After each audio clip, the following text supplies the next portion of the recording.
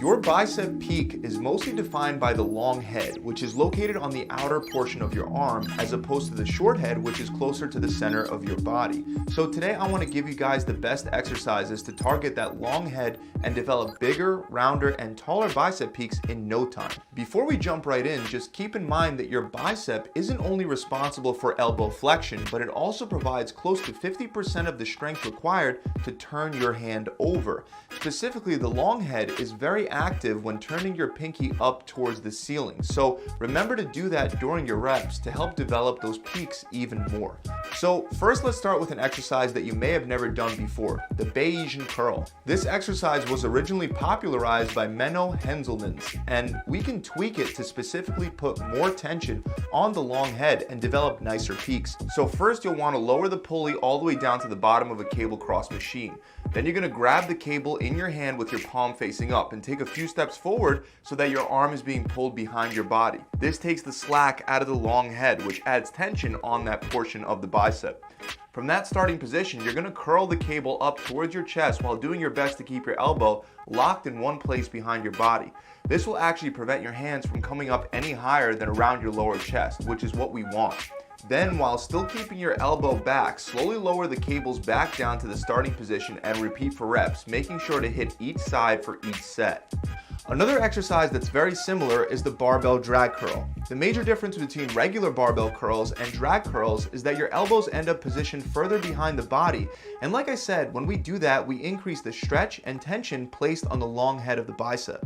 So to perform this correctly, you're going to grab a loaded barbell, and I recommend taking a closer grip to target the long head even more. From that starting position, you'll curl the bar up while gliding the bar along your body the whole time. By imagining that you're dragging the bar up your body, your elbows will naturally stay back in the right place. Once you curl the bar up as high as you can, which will once again be at about your chest level, slowly lower it back down and repeat for reps. Keep in mind, you'll most likely need to use a much lighter weight than what you would normally lift for regular bicep curls. That's perfectly normal for these first two exercises. Another exercise that positions the elbows behind the body and can be done with just a pair of dumbbells is the incline dumbbell bicep curl. You would set the bench at an inclined angle of about 45 to 60 degrees and lay back with the dumbbells in your hands at your sides. Just by getting into the starting position, your arms will be slightly behind your body automatically, and that'll put the same stretch on that long head. So from that starting position, you're going to curl one dumbbell up towards your shoulder while keeping your elbow close to your body and turning your hand over so that your pinky is pointing up like we talked about. Then slowly lower back down as you switch to the other side and alternate back and forth for reps. Make sure as you're doing this exercise that you're not using your shoulders by driving your elbows forward at the end of the movement to rest. Instead, keep your elbows and upper arms back in the starting position the whole time to ensure that the long head stays stretched. Also, if you'd like, it's always an option to do this exercise by curling both arms at the same time rather than alternating on each rep. Going back to cables, another effective peak builder that you may not know about is the lying cable bicep curl. This is one of the few bicep exercises that make it almost impossible to use momentum, which is an immediate plus. So to begin, you'll position the pulley at the top of a cable cross, attach a bar to the pulley, and place a flat or declined bench under the bar. Then you're going to grab the bar with a close underhanded grip and lay back against the bench with your arms extended straight up. Next, you're going to curl the bar towards your forehead, and right here, you'll notice another big benefit of this exercise. There's no way to rest at the top of the contraction. No matter how close you bring the bar, the tension stays on your biceps. As you curl, remember to keep your elbows and upper arms locked in that one position so that only your forearms and hands are moving. Once the bar is almost at your forehead, extend your arms back to the original starting position and repeat for reps. Now, aside from the long head, another muscle that contributes to the appearance of your bicep peak is the brachialis, which sits behind that long head and can actually help push your bicep peak higher as the brachialis gets developed more and more. That's why we're going to throw in alternating cross-body dumbbell curls for that brachialis. So first you're going to grab two dumbbells and hold them in a neutral position at your sides. Before doing anything, you'll want to lean slightly forward to help take your shoulder out of the movement and to put more constant tension on the brachialis. Then you're going to curl the dumbbell up and across your body, aiming to bring the dumbbell up to your opposite pec. Then slowly lower the dumbbell back down, and as you're bringing it down, repeat the same thing on the other side, going back and forth for reps. Next, let's talk about one of the best compound exercises for your bicep peaks, narrow grip chin-ups.